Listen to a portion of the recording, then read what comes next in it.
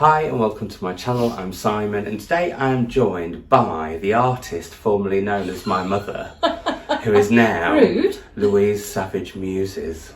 I am. Her channel has launched, I will link it down below, although her first video has almost had 1,000 views already, which I think is slightly ridiculous. I'm a bit And she's had gobsmacked. almost 350 subscribers, so I don't feel she needs any more right now. No, if but you'd thank like you very to, much to those people because, you know, I did think I was wittering on a bit, so I'm very grateful. She hasn't replied to the comments yet then. Only because I don't know how to do it yet. I've got to work it out. It'll be fine. I will. So anyway, we thought we would have a catch up. We're in London because after this goes live, possibly just after you're watching it, maybe, although I know not everybody watches the video as soon as it goes up, we are hosting behind the scenes at the Books in My Bag Readers Award. Very exciting. It's our first gig together, and the main host is Claudia Winkleman, which frankly for me, I may pass out. And I love Strictly, so it's a winner. It's going to be good fun. So yeah, and speaking of winners, we'll find out who the winners are and talk to them at the event if they're there. Obviously due to COVID and stuff, not every author is going to be there, but we may even talk to some of the shortlisted ones. We'll try and get as much behind the scenes footage as we can. We will. But it's also the second week of Autumn Book Hibernation, so we thought we'd have a chat about how we're getting on with that. Out of the 7 prompts, which are book with fall in the title, book with orange on the cover, book based around a myth, book with forests on the cover. Yes. And what's the final one? Cozy. A cozy read, and then our choices of a book with bonfire, fireworks, fire, smoke in the title. Or that was Mum's extra one, and mine was to read some non-fiction. How are you doing?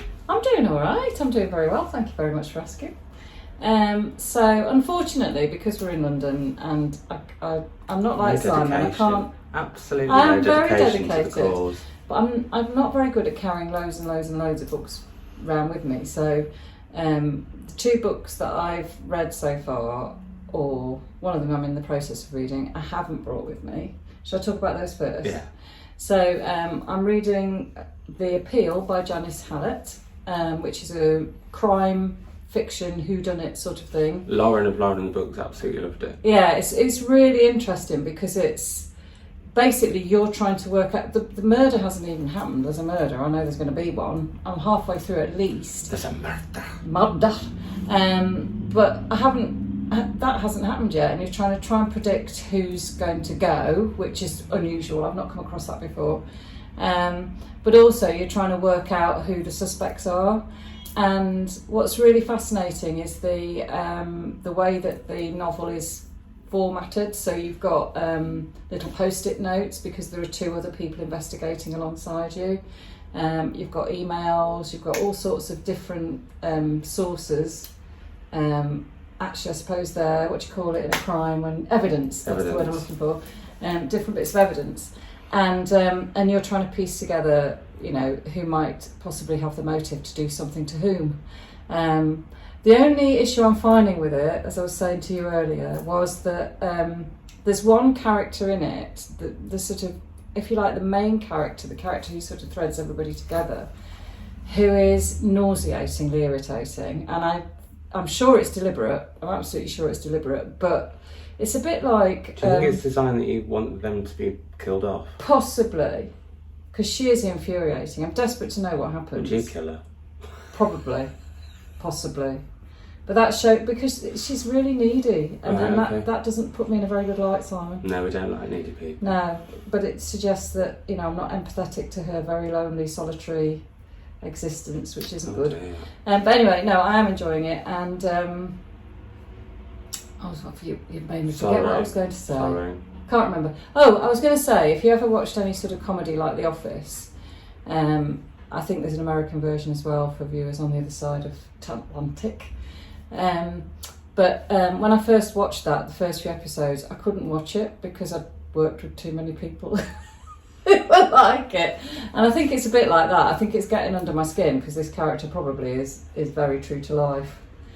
So that was my cozy read. I'm going to show you my cozy read, so there's actually a book held up at some point, otherwise people might zone out because they like a book held up. And as Mum has discovered, held up for a long time, people like it more than if you just do that. I only do that on Sky because of undue prominence, and you can only show certain things a certain amount of times. Anyway, this is my Cosy Read. I started it on the train down to London yesterday when I got delayed by an hour, which was fun.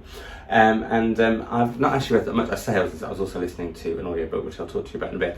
I'm about that far through, and there has been a murder. Oh. And it wasn't who I was expecting to get murdered. So that was really good. But I really love the setup of people. So basically it's in a retirement home. Loads of you will have read this already, so you'll be like, Simon, we know. But it's in a retirement home where they have the Thursday Murder Club, but they call it something else, like the Japanese Opera Society or something, to make people not want to join. And I love the fact that like they introduce themselves to people and they're like, well, we're not friends, but they just have this hobby that they do together. And now there's been a real life crime, and so they're going to detect it, although I have a feeling I might already know who the killer is. Oh, but I could be completely wrong. But I'm really enjoying it. This is reminding me of sort of Joanna Cannon territory. It's just really exactly what I was saying on tin. Really cosy, really comfy. Yeah. I'm looking forward to getting back to it whenever I've got the chance. And yeah, really. Although weirdly, surprise, surprise, me and Mum have some time together. No time for reading. Far too busy. No, that's right. We've been doing all sorts. I think that's interesting that you've chosen a crime novel for your Cosy Read as well. There's something about snuggling up with something a little bit like, and it's that process of working it out. But this isn't a crime, if you know what I mean. It's not like a gritty. No, I know that. It's more like it's the a cozy old-fashioned one, sort of Agatha Christie type. Yeah, but also at the same time, it's that, I don't know what the term is for Joanna Cannon's sort of writing, which is so comforting and but really, really well done. Yeah. Like Richard Osman's got a real eye for there's no dialogue. reason why it shouldn't be. But no, but you know what I mean. There's just something. I wish I could find a term for those sort of books because I love them. Just and comfort reads. But I always find that sounds a little bit comfort read. I don't think you'd feel the same about comfort food. I wouldn't feel that way about a comfortable jumper. We all know that I love a jumper. Anyway, yes, I'm currently reading that, which fits the cosy prompt. It does, yes. So the other one that I haven't brought along with me, but you have. I don't know if you want to flash it. Oh, here we go. I am well into the group read. Like I started reading it, The Wolf Den, Elodie. Harper. I realised one thing we should say actually. If you don't know what Autumn Book HiBearnation is, it's like it can either be a week. Don't apologise, I didn't introduce it either. It's basically a week or 2 weeks where we create some prompts. Actually, people voted for prompts this time, and the idea is to go through your bookshelves and find books that match the prompt. You don't need to go and buy any new ones or anything like that. I mean, you can if you want. I have today. I bought Medusa by Jessie Burton because that's going to be my myth tick.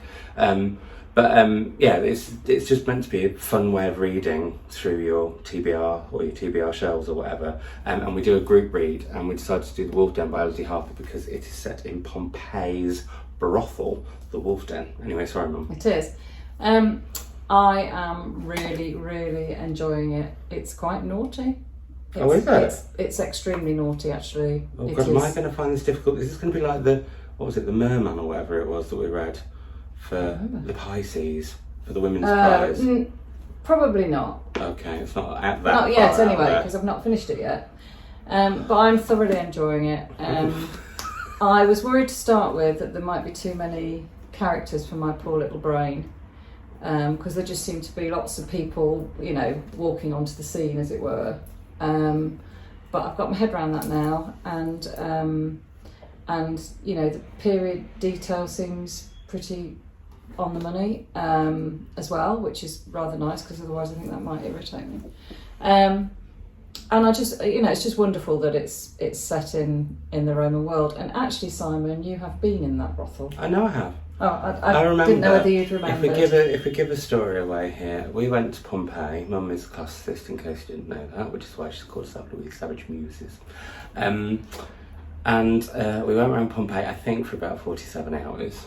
And I think I was about 12, 13. Yeah, 13. And I got a bit bored after a bit and started getting an epic sulk. So Mum took me to this room where there's a painting of a man with the biggest willy you will have ever seen in your life. And she knew it would cheer me up, and it did. I don't know what that says about my parenting. You seem to have turned out all right. Yeah, well, apart from not too scarred. Tick that I've got, no. I didn't realise I'd been in there. But that's not in that room, is it? That's not because that would be a good wall painting for a brothel. I really like the main character in this as well, because you think she's one thing and she's starting to turn into something else. Well, also we should say, I really like that. Book Hibernation was meant to finish on the 13th of November, so there's still plenty of time if you want to join in. You don't have to do all, by the way, you don't have to do all 7 prompts. You can mix prompts up. So for me, this one's a group read, but this was going to be the book with an orange cover, because I'm just not going to get to as many as I thought I would in 2 weeks. Elodie is going to be doing a live with me and Mum on the 14th, on the evening of Monday the 14th. So if you want to get your mitts on this, do that this week and you can join us, because I think it's going to be really interesting talking to Elodie, especially with your classical civilization background.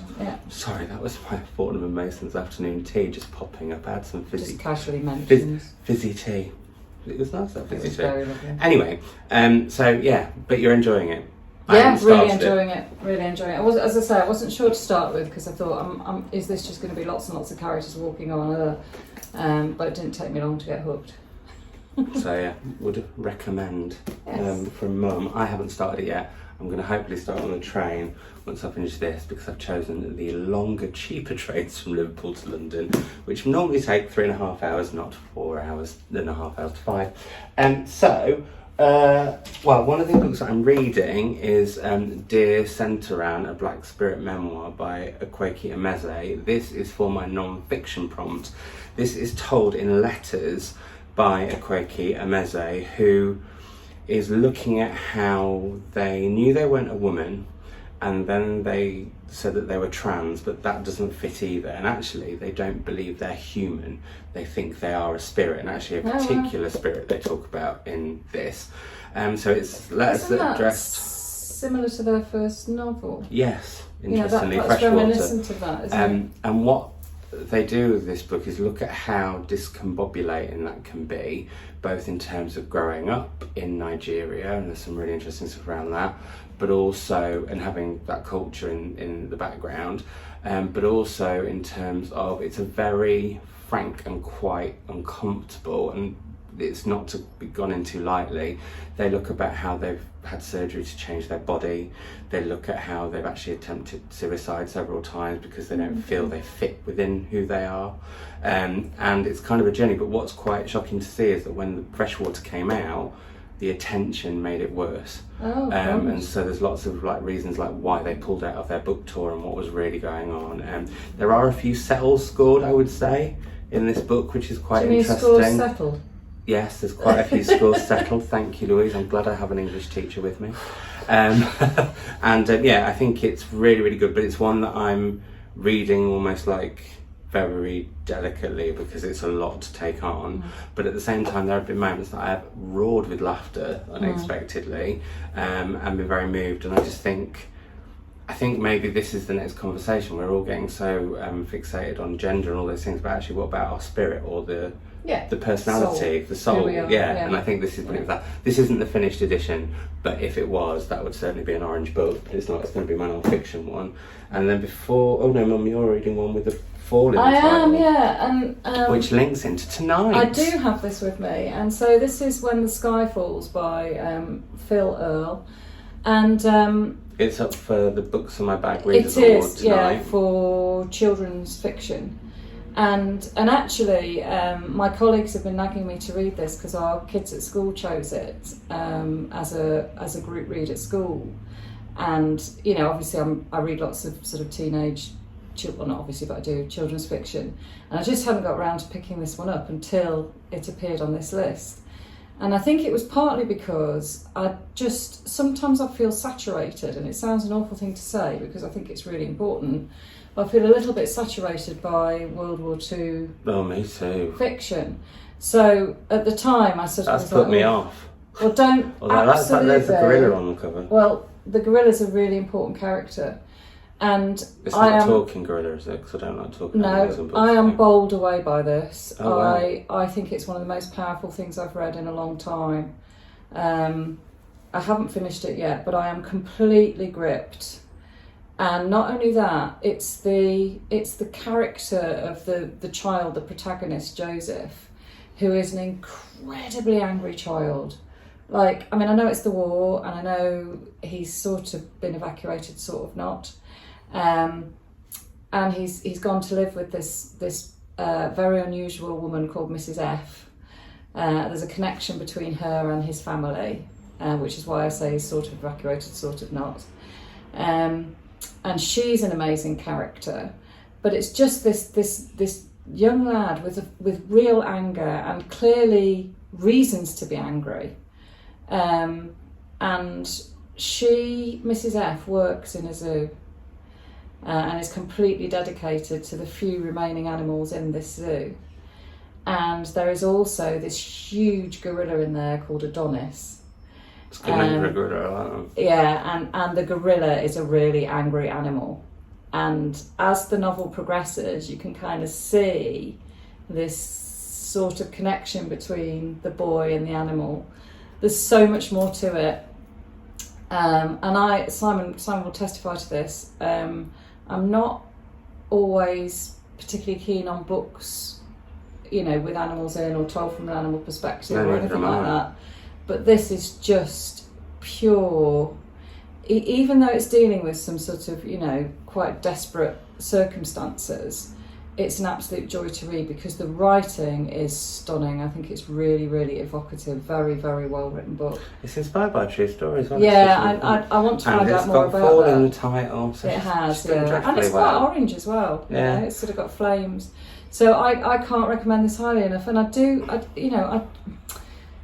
feel... We've got to get ready at some point. Sorry, well, the last thing I was going to say was, don't be put off by the fact that it's children's fiction, because I don't really think there's any such thing. Well, I think on your channel, you will probably do a lot more children's fiction Maybe. YA than me. Yeah, it'll depend.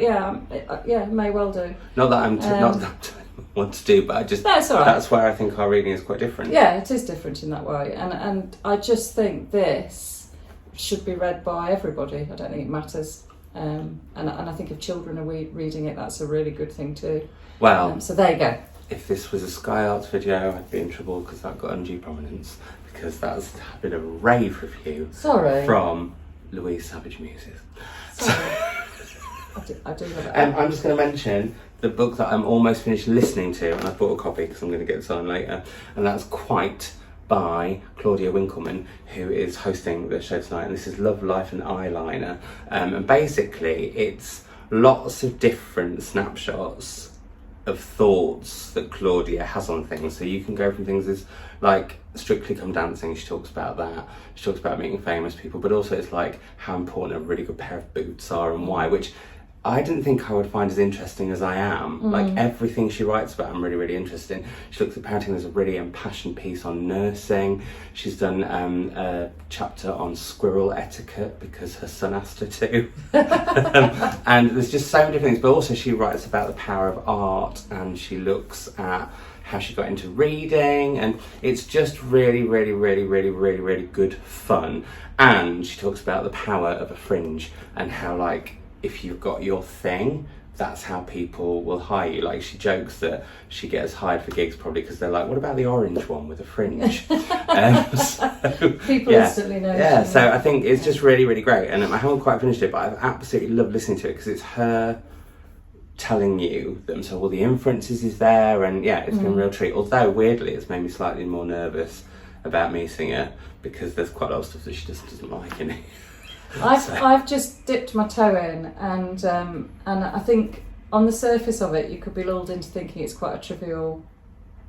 Well, she looks at what might sound like trivial things, but in a it really clever, deep, layered way. It's genuinely interesting. Yeah, really layered. And she's got a very clear voice in it as well. So, anyway, we've got to go. We said this would be 15 minutes. It's nearly 20. Oh, sorry. Yeah, we will be back together on Monday with a live, but in the interim... excuse me, you're not supposed to point your finger. What? I wasn't doing that. Okay, fair enough. So anyway, I don't know what I was saying now. Yes, we'll be back with a live. Honestly, look what's happened. One video and a few views. And it's your fault. I've created a monster. This is how Frankenstein's created probably. Or I did. Anyway, moving on. We will be live over on my Instagram at Savage Reads tonight with the prize if we ever get there, if we manage to get changed. And also we'll be live with Elodie on Monday. I don't know if it's going to be Instagram or YouTube, but keep an eye on my Instagram and YouTube and I will let you know. But I'll link Mum's channel down below too, and her Instagram, if I remember, because I've got to edit this very quickly. And I will speak to you all soon. Bye. Thank you and bye.